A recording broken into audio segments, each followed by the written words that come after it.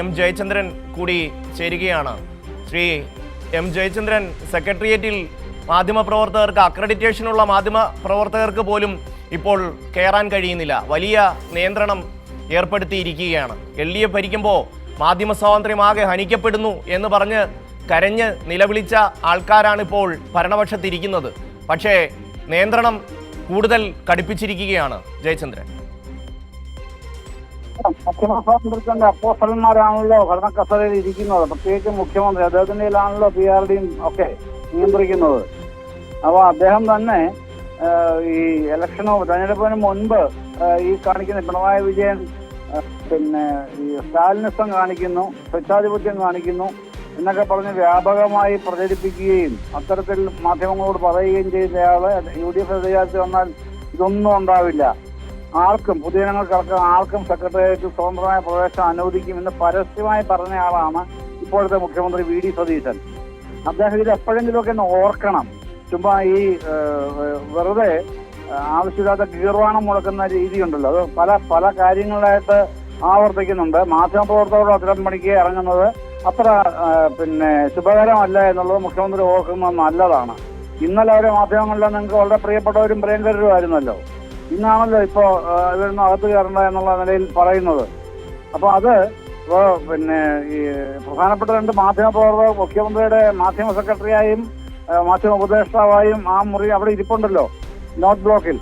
അവരോടും കൂടെയാണ് ഞാൻ പറയുന്നത്, റോയ് മാത്യുവിനോടും CG കടക്കലിനോടും. നിങ്ങൾ രണ്ട് മാധ്യമപ്രവർത്തകർ മുഖ്യമന്ത്രിയുടെ ഓഫീസിൽ പ്രധാനപ്പെട്ട തസ്തികകളിൽ ഇരിക്കുമ്പോഴാണ് ഈ പരിപാടി എന്നുള്ളത് റോയ് മാത്യുവും CG കടക്കലും ഒന്ന് ആലോചിക്കുന്നത് ഓർക്കുന്നത് നല്ലതാണ് കേട്ടോ. ഇത് പിണറായി വിജയൻ ഭരിക്കുമ്പോൾ നിയന്ത്രണം ഏർപ്പെടുത്തിയാലേ പ്രശ്നമുള്ളൂ. ജയചന്ദ്രൻ, VD സതീശൻ ഭരിക്കുമ്പോൾ നിയന്ത്രണം ഏർപ്പെടുത്തിയാൽ വേദനിക്കില്ല. ഈ അമ്മ തല്ലിയാൽ കുഞ്ഞിന് വേദനിക്കില്ല എന്ന് പറയുന്ന പോലെ VD സതീശൻ തല്ലിയാൽ ചില മാധ്യമങ്ങൾക്ക് വേദനിക്കില്ല. അതുകൊണ്ട് അവർക്കത് പ്രശ്നമില്ല. പിന്നെ സ്വാധീനമുള്ളവർക്ക് ഈ പറയുന്ന പോലെ ഏത് സമയത്തും കയറി പോകാനുള്ള സൗകര്യം ഉണ്ടാവുകയും ചെയ്യുമല്ലോ. ഇതില്ലാത്ത പാവങ്ങൾക്കാണല്ലോ പ്രശ്നം. അല്ല, ഇത് ഷമി, ഇതേ അറിയുന്ന കാര്യം, ഞാൻ മനസ്സിലാക്കിയ മറ്റൊരു കാര്യം, ഇടനാഴികളിൽ ഭരണത്തിന്റെ സെക്രട്ടേറിയറ്റിന്റെ ഇടനാഴികളിൽ ഈ ദല്ലാളന്മാരുടെ തള്ളിക്കയറ്റാണല്ലോ ഇപ്പൊ നടക്കുന്നത്. രാവിലെ വെറുതെ നമ്മൾ വെളിയിൽ പോയി നിന്നാൽ മതി, കാണാം കന്റോൺമെന്റ് ഗേറ്റിൽ കൂടെ ഈ ദല്ലാളന്മാർ കയറുന്നത്. എന്തൊരു വിഹാരമാണ് ദല്ലാളന്മാരുടെ. അതൊരു വശത്ത് നടക്കുന്നു, നിർബാധം നടക്കുന്നു അത്. അപ്പൊ ഇതെങ്ങാനും മാധ്യമങ്ങൾ കണ്ടാലോ? മാധ്യമങ്ങൾ പൊതുവിൽ കണ്ടാൽ കുഴപ്പമില്ല, പക്ഷെ കൈരളിയും ദേശാഭിമാനിയും ജനയുഗവും പോലുള്ള മാധ്യമങ്ങളുടെ ഒന്നും പ്രവർത്തകർ കണ്ടാലല്ലേ പ്രശ്നമുള്ളൂ. അപ്പൊ അത് ഉൾപ്പെടെ ഒഴിവാക്കാൻ വേണ്ടി ദല്ലാളന്മാരുടെ കാര്യങ്ങളൊന്നും അറിയാതിരിക്കാനും വേണ്ടി എളുപ്പം ചെയ്യാൻ കഴിയുന്ന ഇതാണ് ആരും വരണ്ടാന്ന് തീരുമാനിക്കുക. അക്രഡിറ്റേഷൻ ഉള്ളവർക്ക് വരാൻ പറ്റുന്നില്ല. അക്രഡിറ്റേഷൻ കൊടുത്തിരിക്കുന്ന ഗവൺമെന്റ് അല്ലേ, ഗവൺമെന്റ് ഓഫ് കേരളയുടെ അല്ലേ അക്രഡിറ്റേഷൻ.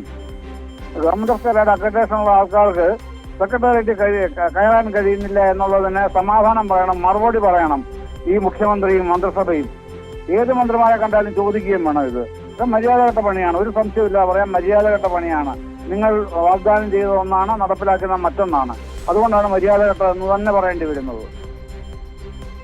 നന്ദി ശ്രീ ജയചന്ദ്രൻ പ്രതികരിച്ചത്.